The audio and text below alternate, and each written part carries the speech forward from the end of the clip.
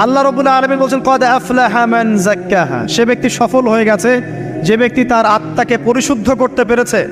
ওয়া কদ খাবা মান দাসাহা, যে ব্যক্তি আত্মাকে পরিশুদ্ধ করতে পারে নাই সে ব্যক্তি ধ্বংস হয়ে গেছে। কিভাবে পরিশুদ্ধ করবেন? তিনটা হাদিস আপনাকে আগে শোনাই। এক, আল্লাহ রাব্বুল আলামিনের হাবিব মুহাম্মদ সাল্লাল্লাহু আলাইহি ওয়াসাল্লাম দরুদ পড়েন, বলেন সাল্লাল্লাহু আলাইহি ওয়াসাল্লাম। তিনি বলছেন যে আল্লাহর এমন কিছু বান্দা আছে যারা জান্নাতে প্রবেশ করবে যাদের অন্তরটা হবে পাখির মতো নরম। কার মতো? পাখির মতো। একটা হাদিস শুনলেন। দুই নম্বর হাদিস, আল্লাহর রাসূল সাল্লাল্লাহু আলাইহি ওয়াসাল্লাম বলছেন শহীদদের আত্মা যখন আল্লাহর কাছে পৌঁছায়, আল্লাহ রাব্বুল আলামিন সেই আত্মাগুলোকে সবুজ রঙের কিছু পাখির মধ্যে প্রদান করেন এবং সেই পাখিগুলো আরশের নিচে লণ্ঠন আছে এখানে বসে থাকে এবং তারা জান্নাতের যে কোনো জায়গায় যায়, ঘুরে খাবার খায়, আবার ফিরে আসে। আল্লাহ পাক তাদেরকে বলেন যে তোমরা কি চাও, তোমরা কি চাও? শহীদরা কিচ্ছু বলতে পারে না। কি চাইবো? আল্লাহ এত নিয়ামত দিয়েছেন, কি চাইব? যখন আল্লাহ বারংবার প্রশ্ন করতে থাকেন তোমরা কি আর কিছু চাও, তোমরা কি আর কিছু চাও, তোমরা কি আর কিছু চাও, তখন শহীদরা শেষে বুঝে যে আমাদের কিছু না কিছু তো বলতে হবে এখন। তখন তারা বলে হে আল্লাহ, আমরা আরও একবার পৃথিবীতে যেতে চাই এবং তোমার পথে জীবন দিয়ে আবার ফিরে আসতে চাই। আল্লাহ পাক বলেন এই সুযোগ তো আর নেই, অতএব তোমাদের আর কিছু চাওয়ার নেই, তোমরা এখানেই থাকো। আরেকটা হাদিস শোনেন, রাসূলুল্লাহ সাল্লাল্লাহু আলাইহি ওয়াসাল্লাম বলেছেন, এই হাদিসটা ওমর রাদিয়াল্লাহু আনহু থেকেও এসেছে, এ মুসলিমরা তোমরা যদি আল্লাহর প্রতি তাওয়াক্কুল করার মতোই তাওয়াক্কুল করতে, ভরসা করার মতোই ভরসা করতে, আল্লাহ পাক তোমাদেরকে পাখিদেরকে যেমন করে রিজিক দেন তোমাদেরকে ঠিক সেইভাবে রিজিক দিতেন। তোমরা কি লক্ষ্য করো না যে পাখিরা খালি পেটে বের হয়ে যায় বাসা থেকে সকালবেলা এবং সন্ধ্যাবেলা ভরা পেটে বাসায় ঢোকে? আপনাকে যে তিনটা হাদিস শোনালাম এই তিনটা হাদিসে একটা শব্দ হচ্ছে কমন। শব্দটা কি বলেন? পাখি। পাখি কি? পাখি। আল্লাহ রাব্বুল আলামিন পাখিদের কাছ থেকে আমাদেরকে শিখতে বলছেন এবং বলছেন যে পাখিদের মনটা হয় খুব নরম, খুব সফট এবং তারা আল্লাহর প্রতি তাওয়াক্কুল করে পূর্ণ মাত্রায়।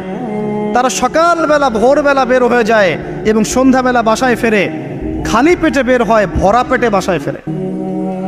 এবং আল্লাহ পাক সবচেয়ে সম্মানিত মৌত যেটা শহীদের মৌত, সেই শহীদদের আত্মাকে আল্লাহ পাক পাখির রূপ দিবেন। তাহলে পাখিটার বিষয়ে একটা ফোকাস করার দরকার আছে না? আচ্ছা, এখানে আসেন।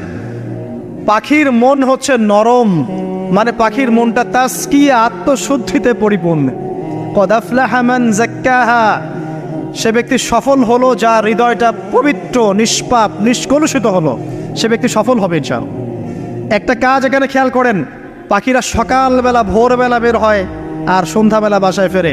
এখনকার মুসলিমদেরকে দেখবেন দুপুরবেলা ওঠে, রাত 3টায় ঘুমায়। কথা কি বুঝেন নাই?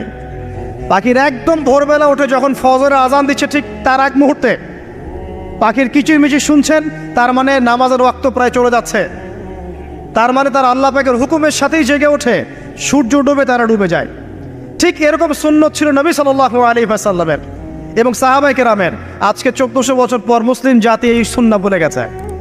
আর আমাদের সুন্নত দেখবেন, যদি কোনো রকম উঠেও ফেলি ফজরে, আবার 12টা পর্যন্ত ঘুম, আরও বেশি। আর এই যুব সমাজ যারা আছো তোমরা কেউই 3টা-4টার আগে ঘুমায় বলে আমার মনে হয় না। অলওয়েজ অনলাইনে পড়ে আছে, টিকটক নিয়ে, ফেসবুক নিয়ে, গার্লফ্রেন্ডের সাথে চ্যাটিং। পাখির মতো হতে পারলে পরে মনটা তো নরম হবে, তারপরে না তাসকিয়া অর্জন হবে। পাখির রুটিনটা কি? ভোরবেলা বের হয় আর সন্ধ্যাবেলা বাসায় ঢোকে। অতএব আমরা যদি রাসূলুল্লাহ সাল্লাল্লাহু আলাইহি ওয়াসাল্লামের সুন্নাহ মতো ওই ভোরবেলা উঠতে পারি আর আর্লি নাইট ঘুমিয়ে যেতে পারি এবং সারাদিন যদি রাসূলের সুন্নাহগুলোর উপর আমল করতে পারি, তাসকিয়া অর্জন হবে ইনশাআল্লাহ।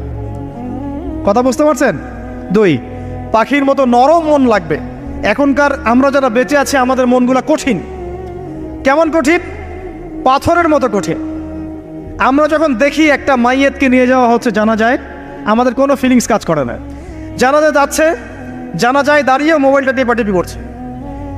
জানাজার সাথে চলছে, কোনো ফিকির নাই যে এই জানাজা আমার হবে কালকে, ওই মোবাইল টিপাটিপি করছে। আমি এমনও দেখেছি, দাফন করা হলো মাইয়েতকে, দাফন করার পরে চারপাশে মানুষজন জড়ো হয়ে গল্প করছে, ভাই আপনার ওই জমিটার কি খবর, আপনার ওইটার কি খবর, বিজনেস কেমন চলছে, চাকরির কি অবস্থা। এই যে মাইয়াতকে পাশে দাফন করলো, কোনো ফিলিংস নাই, কোনো ফিলিংস নাই। আমি আত্মশুদ্ধির কথা বলছি। আত্মশুদ্ধির জন্য আপনার মনটাকে পাখির মতো সফট নরম করতে হবে। যখন আপনি সফট নরম করবেন এবং আত্মশুদ্ধি অর্জন করবেন, তখন দুই ডানা মেলে আপনি আকাশে উঠতে পারবেন। এসব আত্মশুদ্ধি অর্জন না করতে পারলে ডানা কেটে পড়ে যাবে, তখন আর আকাশে উঠতে পারবেন না। কোন আকাশে? ওই যে শহীদের রূহ যে আকাশে চলে গেছে, ওই আকাশ। অতএব মন কেন কঠিন হলো প্রিয় ভাই? এক নম্বর কারণ, আমরা শিরকের পাপে লিপ্ত আছে। এক নম্বর, শিরকের পাপে লিপ্ত থাকা অবস্থায় মুসলিমদের মনটা কঠিন হয়ে গেছে। আপনি কি মনে করছেন আমরা শিরক করি না? মুসলিমরাও কবর পূজা করে, দেখবেন মুসলিমরাও দেখবেন অনেক ক্ষেত্রে মাজার পূজা করছে। আমি বলিনি যে অলি আউলিয়ার মাজার জিয়ারত করা যাবে না, আমি এই কথা বলছি না। কিন্তু আপনি মৃত মানুষের কাছে আপনার ভালো মন্দ চাইতে পারেন না। কথা বুঝতে পারেন না? আমরা অবশ্যই অলি আউলিয়াদের কবর জিয়ারত করব। এটা আপনাকে মৃত্যুর কথা স্মরণ করাবে। তাদের একটা রব আছে, যেটাকে আমরা প্রভাব বলি, এটা আপনার মধ্যে আসবে। আমরা অবশ্যই জিয়ারত করব। জিয়ারত করতে বলেছেন নবী সাল্লাল্লাহু আলাইহি ওয়াসাল্লাম, কারণ এটা আপনাকে পরকালের কথা কি করবে? স্মরণ করাবে। ওমরা করতে যান, আল্লাহ পাক সবাইকে তৌফিক দান করুন ওমরা হজ করার এবং বড় হজ করার, আমি দোয়া করি। ওখানে সবচেয়ে সেরা যে দৃশ্যগুলো দেখা যায় তার মধ্যে একটা রাসূলুল্লাহ সাল্লাল্লাহু আলাইহি ওয়াসাল্লামের রওজা। ওখানে গেলে চোখের পানি ঝরে না এমন কোনো মুসলিম নাই, আছে? নাই। আরেকটা সবচেয়ে মন নরম করা একটা দৃশ্য হচ্ছে জান্নাতুল বাকি, যেটা আমরা বাকিউল গারকাত বলি, যেখানে আপনি দেখবেন সাহাবায়ে কেরাম রাদিয়াল্লাহু আনহুমের কবর, যতদূর চোখ যায় তাদের কবর। কবরের কোনো মাজার নাই, সেখানে কোনো তাওয়াফ হচ্ছে না কবরকে কেন্দ্র করে, সেখানে কবরে কেউ ফুল চড়াচ্ছে না, একটা ছোট্ট পাথর দেখা যায় এখানে, আর কিছু না। পৃথিবীর সবচেয়ে শ্রেষ্ঠ মানুষগুলো সেখানে শুয়ে আছেন। ওখানে গিয়ে দাঁড়াবেন, দেখবেন নিজেকে তুচ্ছ বলে মনে হবে আমি এই পৃথিবীতে আর কি করছি। সেরা মানুষগুলি মাটির নিচে, আমি এখানে কি করছি? তো দেখুন প্রিয় ভাইরা, অবশ্যই অলি আউলিয়াদের কবর জিয়ারত করবে, কিন্তু মৃত ব্যক্তি আপনার কল্যাণ করতে পারবে? অকল্যাণ করতে পারবে?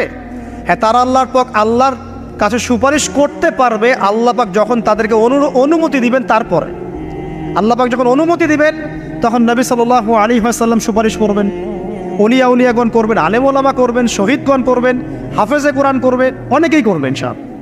আল্লাহ পাক আমাদের তাকদিরে এইসব সুপারিশ নসিব করুন বলি না আমি। মুসলিমরা আজকে শিরিক করছে অনেক ক্ষেত্রেই। দেখবেন হাতে একটা এই যে বালা পরে আছে, খুলে না। কেন খুলেন না ভাই? বলে যে এটা খুললে যদি রোগ হয়। রোগ দেওয়ার মালিক কে? ওই বালা না আল্লাহ? এই যে আপনার বিশ্বাস জন্মে নিয়েছে, এই যে বিশ্বাসটা জন্মিয়েছে আপনার হাতের উপরে, এই বালার উপরে, এটাই শিরক, এটাই শিরক। যদি আপনি বিশ্বাস করেন যে এটা হাতে থাকলে আপনি সুস্থ থাকবেন, হাত থেকে খুলে পড়ে গেলে আপনি আর বাঁচবেন না, এই যে কল্যাণ অকল্যাণের মালিক আপনি কাকে করলেন? ওই বালাকে করেছেন, আল্লাহকে করেন নাই। এখানে শিরক হয়ে গেছে, খুবই সূক্ষ্ম শিরক। আপনি নামাজ পড়ছেন মনে করেন, এখন কিছু মানুষ আসলো, এখন দেখছেন যে হুজুর তো আমার নামাজ দেখছে, নামাজটা খুব সুন্দর করে পড়ার চেষ্টা করলেন, লম্বা নামাজ, সেজদা গিয়ে আর উঠছেন না, খুব সুন্দর নামাজ পড়ছেন। এই যে মানুষকে দেখানোর জন্য নামাজটা পড়ছেন, এটা শিরক। এটা কি? এটাও শিরক। এই যে গণক বসে আছে রাস্তার পাশে, দেখবেন টিয়া পাখি নিয়ে, তারপরে যে কাগজ নিয়ে আসেন, ভাই ভাগ্য পরীক্ষা করে দেই। আরে ভাই, তুমি যদি মানুষের ভাগ্যই পরীক্ষা করতে পারবা, তো তুমি রাস্তার পাশে কেন? তো তোমার ভাগ্য কেউ পরীক্ষা করেনি কখনো? এতটুকু কমন সেন্স আমাদের নাই। ও যদি আমার ভালো মন্দ করতে পারে বা ভবিষ্যৎ বলতে পারে, তাহলে ও রাস্তার পাশে বসে আছে কিছু? ওর তো প্রাইম মিনিস্টার হওয়ার কথা, এখন ওর তো ইলেকশন করার কথা। তো দেখেন, এই যে ওখানে গিয়ে আমরা কি করি? ভাই আমার হাতটা দেখে দেন, ভাই আমার অতীত বলে দেন, ভবিষ্যৎ বলে দেন। এবং এগুলো দিন দিন বাড়ছে, কিন্তু এই রাশিফল, কবিরাজি, গণকি, এগুলো দিন দিন বাড়ছে। এবং আমি লক্ষ্য করছি দিন দিন আরেকটা জিনিসও বাড়ছে, সেটা হলো জাদুবিদ্যার চর্চা করা। এবং গ্রামে গঞ্জে কুফুরি বাড়ছে না? কুফুরি করা, তাবিজ করা, বিচ্ছেদ করা, স্বামী স্ত্রীর বিচ্ছেদ করা, মেয়েকে বশ করা, সন্তানকে বশ করা বাড়ছে না? সবই শিরক, এগুলো সবই কুফুরি। এগুলো মুসলিমরা করছে না। মুসলিমরা এসব শিরকে লিপ্ত আছে বলেই তো অন্তর কঠিন হয়ে গেছে। কসাত কুলুবুহুম, তাদের অন্তর কঠিন হয়ে গেছে। তো একটা হাদিস বলে এখানে খালি, নবী সাল্লাল্লাহু আলাইহি ওয়াসাল্লাম বলছেন, যদি কেউ কোনো গণকের কাছে যায়, গিয়ে বলে দেখেন তো আমার হাতটা একটু, ও কিন্তু বিশ্বাস করে না যে এ ভবিষ্যৎ বলতে পারে, খালি এমনি বলেছে একটু দেখেন তো, বলার সাথে সাথেই 40 দিনের নামাজ কবুল হবে। আর যদি তার বলা কথায় বিশ্বাস করে যে হ্যাঁ তোমার ভবিষ্যৎ খুব ভালো, তুমি চাকরি পাবা, এটা করবা সেটা করবা, এবং সে বিশ্বাস করলো হ্যাঁ এটাই হবে। তখন নবী সাল্লাল্লাহু আলাইহি ওয়াসাল্লাম বলছেন সে যেন আল্লাহর পক্ষ থেকে যা নাজিল হয়েছে মানে এই যে কোরআনুল কারীম, এই কোরআনকে যেন সে অস্বীকার করলো, মানে কুফরি করলো। এগুলো আমরা করছি না ভাই? অনেক কিছু করছে। আমরা স্তম্ভের পূজা করছি, অনেক মুসলিম আগুনের পূজা করছে। আগুন জ্বালিয়েছেন, মাথা নত করছেন কেন? আগুনের সামনে আপনি মাথা নত করবেন কেন? আপনি একটা স্তম্ভের সামনে, গাছের কাছে, গাছের সামনে দাঁড়িয়ে মাথা নত করে ধ্যান করবেন কেন? আপনি মেডিটেশন করছেন কি জন্য? আপনাকে নামাজ দেওয়া হয় নাই? 5 ওয়াক্ত নামাজ দেওয়া হয় নাই? নামাজের চেয়ে বড় মেডিটেশন কিছু আছে নাকি? আপনি ধ্যান করছেন কি জন্য? অনেক মুসলিম তো জিনেরও উপাসনা করছে, জানেন? অনেক মুসলিম জিনকে তাবে করার চেষ্টা করছে। আর জিন বলে একটা জাতি আছে, এটা সত্য। তো এরকম প্রতিটা ক্ষেত্রে শিরক আছে। শিরক কথায় আছে, কাজে আছে, বিশ্বাসে আছে।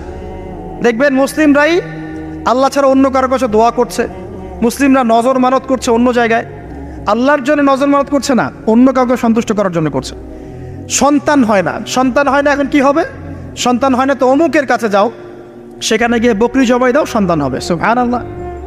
তো এই পদ্ধতি ইব্রাহিম আলাইহিস সালামের জানা ছিল না যে শেষ বয়সে তিনি বলছেন রব্বি হাবলি মিনাস সালিহিন। আপনি দোয়া করতে পারেন না? সন্তান হবে না কেন? আল্লাহ পাক তাকদিরে লিখে রাখলেন, অবশ্যই হবে। আর আল্লাহ পাক তাকদিরে না লিখলে কিভাবে হবে? তাকদিরে যে ব্যক্তি বিশ্বাস করে না সে ব্যক্তি হতাশ হয়। যা কিছু হচ্ছে আমাদের জীবনে সবই তাকদির, এর বাইরে একটা মানুষও যেতে পারবে না। তো প্রিয় ভাইরা, কথায়, কাজে এবং চিন্তায় আমরা অনেক শিরিক করছি। শিরিকের কারণে আমাদের অন্তর কঠিন হয়ে গেছে। আরও কেন কঠিন হচ্ছে? বেদাত। আমল করছেন নবীর সুন্নত মানার জায়গায় অন্য কিছু আপনি করছেন। এমন এমন কিছু আমল করছেন যেগুলোর সাথে রাসূলের সুন্নতের কোনো সম্পর্ক নাই এবং সাহাবীদের সুন্নতেরও কোনো সম্পর্ক নেই। এই ক্ষেত্রে গিয়ে আপনি বেদাত করছেন, বেদাত করে অন্তর কঠিন হয়ে যাচ্ছে। অন্তর কঠিন হওয়ার একটা বড় কারণ হচ্ছে হারাম রিজিক। যখন আপনি হারাম রিজিকে যাচ্ছেন, সুদ, ঘুষ, আপনার দুর্নীতি, আপনার এই যে অন্যের সম্পদ আত্মসাৎ করা, হালাল হারামের পরোয়া না করা, এই রিজিক দিয়ে যখন আপনি আপনার দেহ, রক্ত, মাংস গঠিত হচ্ছে, আপনার কলবটা শক্ত হয়ে যাচ্ছে। আমি কি বুঝাতে পারছি না? হারাম রিজিক যখন আপনার শরীরে ঢুকছে, অন্তরটা শক্ত হয়ে যাচ্ছে। একটা হাদিস যথেষ্ট। আল্লাহ রাসূল বলেছেন ইন্নাল্লাহা তাইয়্যিব লা ইকবালু ইল্লা তাইয়্যিব। আল্লাহ পাক পবিত্র সত্তা, তিনি পবিত্র ছাড়া কবুল করেন না। আপনি 10টা হজ করে আসেন, চুরির টাকা দিয়ে, ডাকাতির টাকা দিয়ে, আত্মসাতের টাকা দিয়ে, দুর্নীতির টাকা দিয়ে, যদি কবুল হয় তাহলে কোরআন সুন্নাহ মিথ্যা হয়ে যাবে। নাউযুবিল্লাহ। কথা কি বুঝতে পারছেন না? আল্লাহ রাব্বুল আলামিন বলছেন আল্লাহ পাক পবিত্র ছাড়া কবুল করেন না। হারাম রিজিক দিয়ে ইবাদত কবুল হয় না। আমরা ওই যে রংপুর অঞ্চলে একবার ওই যে হারাগাছ একটা অঞ্চল আছে না, সেখানে গিয়েছিলাম। সেখানে মাশাআল্লাহ আবার বিড়ির অনেক ফ্যাক্টরি আছে। কিসের? বিড়ি তো হালাল নাকি? তামাক তো হালাল নাকি? তো সেখানে বিড়ি ফ্যাক্টরির অনেক মালিক আছে এবং তারা মসজিদ কমিটির অনেক দায়িত্বপ্রাপ্ত আর কি। মুসলিমদের গায়রত্ব এখন নাই, মুসলিমরা এদেরকে আবার মসজিদ কমিটির সদস্যও বানিয়েছে।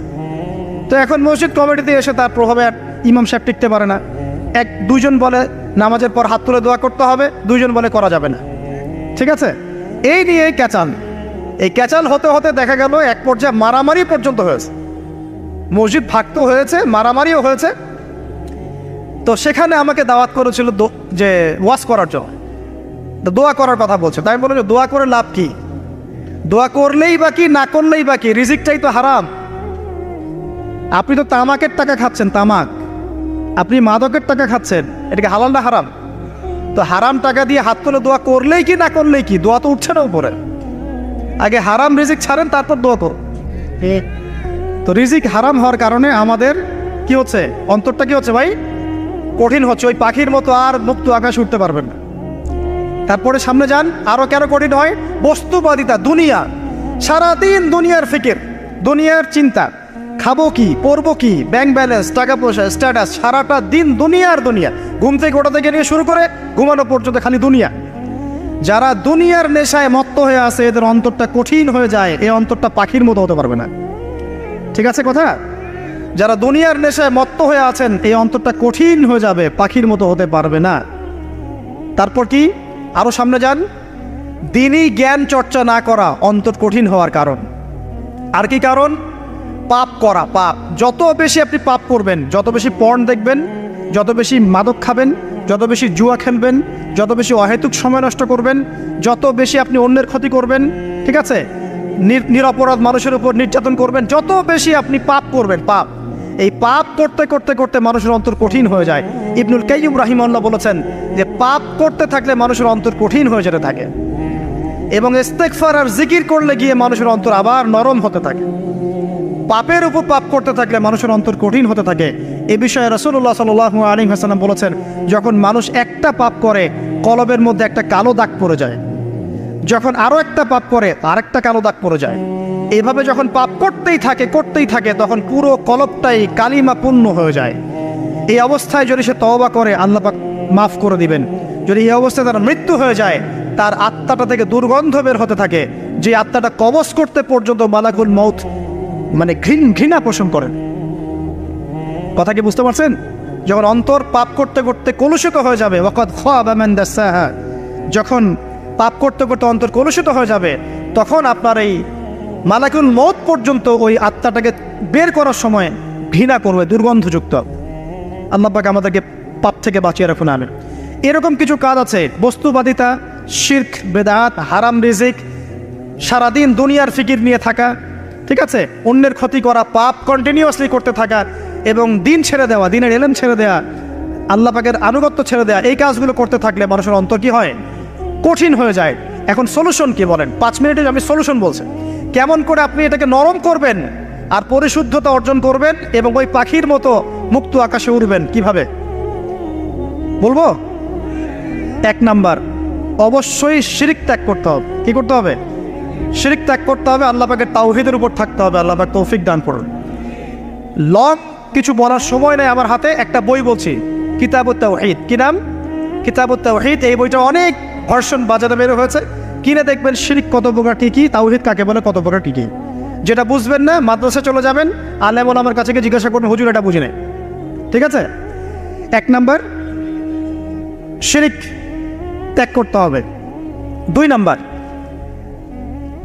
আপনাকে তাওহীদে থাকতে হবে, এটা এক, অন্তর নরম করার কথা বলছি। 2 নাম্বার, সুন্নতের উপর আমল করতে হবে। ওই যে পাখির কথা বললাম, যে সকালবেলা বের হয় আর সন্ধ্যাবেলা কি করে? বাসায় ফেরে। খালি পেটে বের হয়, ভরা পেটে বাসায় ফেরে। তার মানে আমাদেরকেও সকাল সন্ধ্যাটা কাটাতে হবে নবী সাল্লাল্লাহু আলাইহি ওয়াসাল্লামের সুন্নত অনুযায়ী। যখন তিনি ঘুমাতেন তখন ঘুমাবেন, যখন উঠতেন তখন উঠবেন, বাকি কাজ যেমন করে করতেন তেমন করে করবেন, তখন অন্তর ইনশাআল্লাহ নরম হয়ে যাবে। ঠিক আছে ভাই? 2। 3 নাম্বার, 5 ওয়াক্ত নামাজ জামাতে। নামাজ আপনাকে যে কোনো পাপ থেকে বাঁচাবে ইনশাআল্লাহ। ভাই জেনা করছেন, নামাজ পড়েন। পর্নোগ্রাফি দেখেছেন, তাও তওবা করে নামাজ পড়েন। আপনি হারাম অ্যাফেয়ার্সে আছেন, হতাশ হয়েন না, নামাজ পড়েন। গোনা ছাড়তে পারছেন না, নামাজ পড়েন। সুদ খাচ্ছেন, নামাজ পড়েন। বেপরদা চলছেন, তাও নামাজ পড়েন। আপনি অন্যের হক নষ্ট করেছেন, তাও নামাজ পড়েন। যে পাপই করেছেন, নামাজটা পড়েন। নামাজ আপনাকে সমস্ত পাপ থেকে বাঁচিয়ে রাখবে ইনশাআল্লাহ। ইনশাআল্লাহ আস্তে আস্তে ইনশাআল্লাহ দেখবেন সব পাপ থেকে আপনি দূরে চলে আসছেন ইনশাআল্লাহ তাআলা। 3 নাম্বার নামাজ। 4 নাম্বার, বেশি থেকে বেশি, ভাই শোনেন, বেশি থেকে বেশি পরকালের ফিকির করবেন। খালি পরকালের চিন্তা করবেন যে আমাকে মৃত্যুবরণ করতে হবে, কবরে যেতে হবে, পুলসিরাত পার হতে হবে, আল্লাহর সামনে দাঁড়াতে হবে। যত বেশি আপনি আল্লাহর ফিকির করবেন, পরকালের ফিকির করবেন, আপনার মনটা নরম হয়ে যাবে ইনশাআল্লাহ, মনটা শক্ত হবে না। 5 নাম্বার, মানুষের সাথে খুব বেশি মেলামেশা করবেন। মানুষের সাথে খুব বেশি মেলামেশা করলে ইবনুল কাইয়্যিম রাহিমাহুল্লাহ বলেছেন অন্তর কঠিন হয়ে যায়। কারণ মানুষ আপনাকে গীবত করাবে, হ্যাঁ, মানুষ খারাপ কাজে নিয়ে যাবে, বেফাস কথাবার্তা বলবেন, হয়তো বেফাস কাজ করবেন, ফুজুল কি বাত করবেন, এগুলো করতে গিয়ে আপনি দেখবেন অন্তর কঠিন হয়ে গেছে। এত বেশি মানুষের সাথে মেলামেশার দরকার নাই, প্রয়োজন যতটুকু অতটুকু করবেন। ঠিক আছে? আল্লাহ পাক তৌফিক দান করুন, আমিন। কয়টা বললাম? 5। 6, আমার সবচেয়ে প্রিয় নসিহত, প্রত্যেক দিন মিনিমাম 1 ঘন্টা করে কোরআন তেলাওয়াত করবেন বুঝে। আমি বলিনি না বুঝে করলে কোনো নেকি হবে না, প্রত্যেক হরফে 10 নেকি হবেই হবে, কিন্তু আপনি করবেন বুঝে। যখন বুঝে আপনি প্রত্যেক দিন 1 পারা করে বা 1 ঘন্টা করে কোরআন তেলাওয়াত করবেন, আপনার কলিজা, আপনার কলব নরম হতে বাধ্য, এবং আপনার অন্তরে আল্লাহ নূর নেমে আসবে ইনশাআল্লাহ। দেখবেন আপনার কলব থেকে সমস্ত এই যে পঙ্কিলতা, কলুষতা ইনশাআল্লাহ চলে যাবে ইনশাআল্লাহ তাআলা। 2টো জিনিস অন্তরকে পবিত্র করে ফেলে, এক হচ্ছে কোরআন তেলাওয়াত, আর এক হচ্ছে বেশি থেকে বেশি আল্লাহর জিকির এবং ইস্তেগফার। তো কোরআন তেলাওয়াত বাড়িয়ে দেন, আল্লাহ পাক সবাইকে কোরআন তেলাওয়াত করার তৌফিক দান করুন, আমিন। যারা শেখেন নাই আজকে ওয়াদা করেন যে কোরআন আপনারা বিশুদ্ধ করে পড়া শিখবেন, ওয়াদা করেন। আগামী রমজান আসার আগেই এক খতম দেওয়া চাই, পারবেন? এবং কোরআনের চর্চা বাড়িয়ে দিবেন, প্রত্যেক দিন কিছু করেন না করেন কোরআন তেলাওয়াত করতে হবে, ঠিক আছে? আল্লাহ পাক তৌফিক এনায়েত করুন, আমিন। আর বুঝে পড়ার চেষ্টা করবেন। একটা সহজ তাফসীর বলে দেই, মারিফুল কোরআন বাসায় আছে না? মারিফুল কোরআন তাফসীর ইবনে কাসির বাসায় নাই, জালালাইন বাসায় নাই, বাসায় নাই কিনেন। সারাদিন তো অনেক টাকা পয়সা খরচ করছেন, 3টা তাফসীর কিনেন, জালালাইন কিনেন, মারিফুল কোরআন কিনেন, ইবনে কাসির কিনেন, বাসায় গিয়ে পড়া শুরু করেন। পারবেন না? যে আয়াতটা বুঝবেন না, ওলামায়ে কেরামের কাছে যাবেন, গিয়ে বলবেন হুজুর এটা বুঝি নাই, বুঝাই দেন। নিজে নিজে ব্যাখ্যা করতে যাবেন, ব্যাখ্যা করলে দেখবেন একজন পণ্ডিত বেরোছে, কিছু পণ্ডিত কোরআন পড়ে বলে কোরআনই মানি হাদিস মানি না, এরকম পণ্ডিত দেখেন নাই? কোরআনই মানি হাদিস আর মানি না, কারণ আল্লাহ নাকি নাউজুবিল্লাহ কোরআনে নাকি আল্লাহ পাক হাদিস মানতে বলে নাই, ও নাকি পায় নাই। এই জন্য দেখলাম সুবহানাল্লাহ নামাজ পড়তেছে, কোরআন থেকে নামাজ পড়তেছে, হাদিসের কোনো হেদায়েত নিবে না। মানে কীরকম যে হাত আবার ঠিকই বাঁধতেছে, হাত বাঁধতেছে, রুকু করতেছে, সেজদা করতেছে, এগুলো আবার কোথায় পাইলো আল্লাহ ভালো জানেন। হাত এভাবে বাঁধতেছে, এভাবে হাতটা বাঁধা কোরআনে কোথায় আছে আমি পাইলাম না কোথাও, ঠিক আছে? তা হাদিস ছাড়া কি এগুলো আসবে? হাত বাঁধবো, সেজদায় গিয়ে সুবহান রব্বিয়াল আলা বলছে না, বলছে আসলামতু লিরাব্বিল আলামিন, এটা কোরআন থেকে বলছে। অথচ নবী সাল্লাল্লাহু আলাইহি ওয়াসাল্লাম হাদিস থেকে বলছেন সুবহান রব্বিয়াল আলা সুবহান কুদ্দুসুন রব্বুল মালাইকাতি ওয়ার রূহ সুবহানাকা আল্লাহুম্মা রাব্বানা ওয়া বিহামদিকা আল্লাহুম্মা ইগফির। এগুলো নাই, ও বলছে আসলামতু লিরাব্বিল আলামিন, মানে কোরআন মানি হাদিস মানি না। এত বেশি পণ্ডিত হওয়ার দরকার নাই, এরা হচ্ছে ইচড়া পাকা টাইপের পণ্ডিত। ওমর রাদিয়াল্লাহু আনহুর যুগে বেঁচে থাকলে এদেরকে পিটাই সোজা করে ফেলাইতে হবে। ফাইজলামি শুরু করছে, কোরআন মানি হাদিস মানি না। আল্লাহ পাক কোরআনে বলছেন ওয়ামা আতাকুমুর রাসূলু ফাখুযু, রাসূল যা দিয়েছেন তা গ্রহণ করো, ওয়ামা নাহাকুম আনহু ফান্তাহু, রাসূল যা নিষেধ করছেন দূরে থাকো। রাসূল যা দেন সেটা হাদিস না, রাসূল যা দেন সেটা সুন্নাহ না, সুন্নাহ তো সে মানেই না, আলটিমেটলি সে কোরআনই মানে না। তো আসল কথা হচ্ছে এইসব ফিতনা থেকে বেঁচে থাকবেন, কোরআন তেলাওয়াত বাড়িয়ে দেন। কয়টা বলছি? 5টা 6টা। 7 নাম্বার, বেশি থেকে বেশি ইস্তেগফার সারাদিন পড়বেন, আস্তাগফিরুল্লাহ ওয়া আতুবু ইলাইহি, আস্তাগফিরুল্লাহ ওয়া আতুবু ইলাইহি, আস্তাগফিরুল্লাহাল্লাযী লা ইলাহা ইল্লা হুয়াল হাইয়ুল কাইয়্যুম ওয়া আতুবু ইলাইহি। প্রত্যেকদিন পড়তে হবে 100 বার করে। কতবার করে? 100 বার। 8 নাম্বার, বেশি বেশি আল্লাহর জিকির, চলতে ফিরতে জিকির, সুবহানাল্লাহ, আলহামদুলিল্লাহ, লা ইলাহা ইল্লাল্লাহ, আল্লাহু আকবার, লা হাওলা ওয়ালা কুওয়াতা ইল্লা বিল্লাহ। বলবেন হাসবুনাল্লাহু ওয়া নি'মাল ওয়াকিল, ঠিক আছে? সুবহানাকা আল্লাহুম্মা রাব্বানা ওয়া বিহামদিকা আল্লাহুম্মা ইগফিরলি, সুবহানাল্লাহি ওয়া বিহামদিহি আদাদা খালকিহি ওয়া রিদা নাফসিহি ওয়া জিনাতা আরশিহি ওয়া মিদাদা কালিমাতিহি। যত জিকির আছে সব করবেন, জিকির বাড়াবেন, যত জিকির বাড়াবেন অন্তর পরিশুদ্ধ হবে ইনশাআল্লাহু আযজা ওয়া জাল। কয়টা বলছে? 8 আর 2টা বলি। 9, অন্যের হক নষ্ট করবেন না। অন্যের হক নষ্ট করলেই মন কঠিন হয়ে যাবে। অন্যের হক নষ্ট করবেন না, বরং মানবতার কল্যাণে কাজ করেন। যে কাজগুলো মানব সেবামূলক সেগুলো করেন, রক্তদান কর্মসূচি করেন, গাছ লাগান, এতিমের মাথায় হাত বোলান, বিধবার খোঁজ খবর নেন, ঠিক আছে? মেয়েদের সেলাই মেশিন কিনে দেন, মানুষের উপকারে কাজ করেন, দেখবেন আপনার মনটা নরম হয়ে যাবে। চাও যার মন নরম এবং যার মনের মধ্যে সততা আছে, আল্লাহ পাক ইনশাআল্লাহ সেখানে অবশ্যই হেদায়েত ঢালবে ইনশাআল্লাহ তাআলা। আর 10 নম্বর সবচেয়ে শেষ হচ্ছে যে কবর জিয়ারত করবেন বেশি বেশি করে, এবং নিজের মৌতের কথা স্মরণ করে আল্লাহর কাছে বেশি বেশি দোয়া করবেন। কি দোয়া করবেন? ইয়া মুকাল্লিবাল কুলুব সাব্বিত কলবি আলা দীনিক, ইয়া মুসাররিফাল কুলুব সাররিফ কুলুবানা আলা তাআতিক। এই দোয়াগুলো করবেন ইনশাআল্লাহ। এবং কবর জিয়ারত করবেন সপ্তাহে সপ্তাহে, পারলে 2 দিন 3 দিন পর পর কবরস্থানে যাবেন, ইনশাআল্লাহ দেখবেন আপনার মন নরম হবে ইনশাআল্লাহ আযজা ওয়া জাল। এখনকার এই সভ্যতা এসে কবরস্থানকে সমাজ থেকে দূরে সরিয়ে দিয়েছে, অথচ আগে মুসলিমদের কবরস্থান ছিল মসজিদের পাশে, 5 ওয়াক্ত নামাজ পড়তো, কবর জিয়ারত করে বাসায় যেত, 5 ওয়াক্ত নামাজ পড়তে আসতো, কবরকে দেখতো, পরকালের কথা স্মরণ হতো। এখন কবরস্থান ওই যে দূরে, সারা জীবনে একবার যায় কিনা সন্দেহ আছে। এই 10টা কাজ যদি আপনারা করতে পারেন ইনশাআল্লাহ তাআলা, আমাদের কলবটা ইনশাআল্লাহ নরম হবে, আত্মশুদ্ধি অর্জিত হবে। আর এগুলোর পাশাপাশি অবশ্যই আল্লাহওয়ালা আত্মশুদ্ধিওয়ালা মানুষের সোহবতে গিয়ে থাকবেন। আল্লাহওয়ালা আত্মশুদ্ধিওয়ালা মানুষের সোহবতে গিয়ে থাকলে তাদেরকে দেখেই দেখবেন মনটা নরম হয়ে যাবে ইনশাআল্লাহ। ইলমি পরিবেশে থাকেন, দিনী পরিবেশে থাকেন, আমর বিল মারুফ নাহি আনিল মুনকারের কাজ করেন, 3 দিন 7 দিন 40 দিন যতদিন পারেন আল্লাহর পথে সময় লাগান, সময় লাগান। আমি এটাকে আপনার আত্মশুদ্ধির জন্য বলছি, এটাই একমাত্র পথ পদ্ধতি আত্মশুদ্ধির, এটা বলছি না। এখানে গেলে আপনি ইনশাআল্লাহ আপনার ইসলাহ এবং সংশোধনের জন্য কাজ করতে পারবেন। আল্লাহ রাব্বুল আলামিন আমাদের সবার কলবগুলোকে পরিচ্ছন্ন করুন। আল্লাহ পাক আমাদের সবাইকে শিরকের পাপ থেকে বাঁচিয়ে রাখুন। হৃদয় কঠিন হওয়া থেকে বাঁচিয়ে রাখুন। আল্লাহ পাক আমাদেরকে বেশি থেকে বেশি কোরআন তেলাওয়াত করার তৌফিক দান করুন, দ্বীনি জ্ঞান চর্চা করার তৌফিক দান করুন। আল্লাহ পাক আমাদের সবাইকে হারাম রিজিক, জেনা, সুদ, ঘুষ থেকে বাঁচিয়ে রাখুন। আল্লাহ পাক আমাদেরকে পরকালীন চেতনায় এই দুনিয়ার জীবন কাটানোর তৌফিক এনায়েত করুন, আমিন।